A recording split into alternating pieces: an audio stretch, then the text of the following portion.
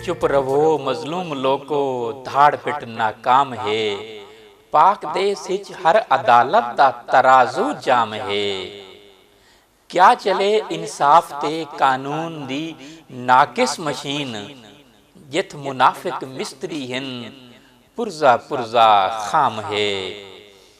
हर सियासतदान डाकू, हर समगलर सरबरा, दिल फिरंगी मुंह ते हरदम नारे इस्लाम है। डिठे अज सरमाया दारा दा जो कद महसूस थे, डिठे अज सरमाया दारा दा जो कद महसूस थे।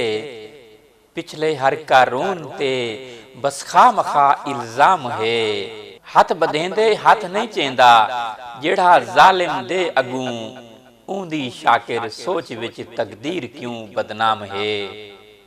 ऊंदी शाकिर सोच विच तकदीर क्यों बदनाम है।